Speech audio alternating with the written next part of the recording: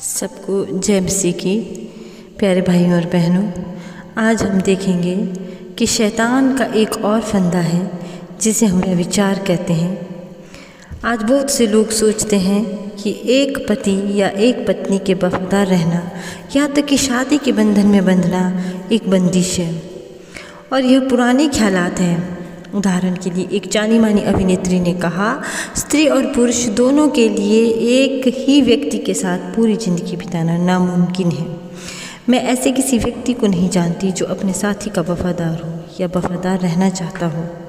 एक अभिनेता ने कहा, मुझे नहीं लगता कि किसी के साथ अपनी पूरी ज़िंदगी बिताना हमारी फितरत में है। जब ऐसे नामी गिरामी लोग परमेश्वर के दिए इस तोहफे का अपमान करते हैं तो शैतान ज़रूर खुश होता होगा। वो शादी के इस इंतज़ाम से बिल्कुल खुश नहीं है और न ही इसे कामयाब होते देखना चाहता है। अगर हम शैतान से लड़ना चाहते हैं और जीत हासिल करना चाहते हैं तो ज़रूरी है कि हम शादी के इस इंतज़ाम को उसी नज़र से देखें जिस नज़र से परमेश्वर देखता है। अगर आप लैंगिक अनैतिकता के काम करने के लिए लुभाए जाते हैं तो आप क्या कर सकते हैं? आइए हम वचनों के द्वारा कुछ ऐसी चीज़ें जानें जो आपको ऐसे व्यभिचार से बचाती है। बाइबल में लिखा है, पाप को भरमाने की ताकत से हम गुमराह हो सकते हैं। इब्रानियों 3:13 में लिखा है। आगे देखते हैं हम, रोमियो 7:22 और 23 आयत में लिखा है, क्योंकि मैं भीतरी मनुष्य तत्व से तो परमेश्वर की व्यवस्था से बहुत प्रसन्न रहता हूँ, परंतु मुझे अपने अंगों में दूसरे प्रकार की व्यवस्था दिखाई पड़ती है जो मेरी बुद्धि की व्यवस्था से लड़ती है और मुझे पाप की व्यवस्था के बंधन में डालती है जो मेरे अंगों में है।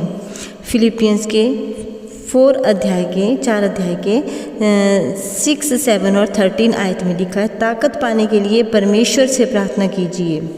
ऐसे हालात में पड़ने से बचिए जिसमें आपके लिए अनैतिक काम करने का ज़्यादा खतरा है।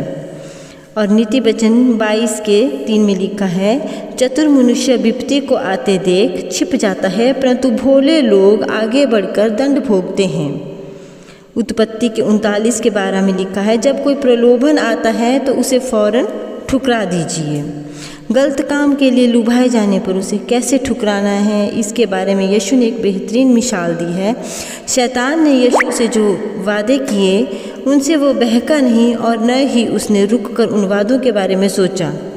इसके बजाय उसने फौरन शैतान से कहा, जैसा कि आप पढ़ते हैं लूका के 4 अध्याय के 9 आयत में यह लिखा है, मनुष्य केवल रोटी ही से नहीं परंतु हर एक वचन से जो परमेश्वर के मुख से निकलता है जीवित रहेगा। तब शैतान उसे पवित्र नगर में ले गया और मंदिर के कगूरे पर खड़ा किया और उससे कहा, यदि तू परमेश्वर का पुत्र है तो अपने आप को नीचे गिरा दे, क्योंकि लिखा है, वह तेरे विषय में अपने स्वर्गदूतों को आज्ञा देगा और वे तुझे हाथों हाथ उठा लेंगे। यीशु ने उससे कहा, यह भी लिखा है, तो प्रभु अपने परमेश्वर की परीक्षा न कर। फिर शैतान उसे एक बहुत ऊंचे पहाड़ पर ले गया और सारे जगत के राज्य और उसका वैभव दिखाकर उससे कहा, यदि तू गिरकर मुझे प्रणाम करे तो मैं यह सब कुछ तुझे दे दूंगा।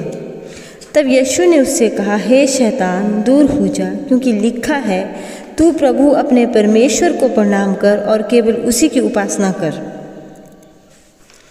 यीशु परमेश्वर का वचन अच्छी तरह जानता था, इसलिए जब शैतान ने उसे बहकाने की कोशिश की तो उसने फ़ौरन से जवाब दिया।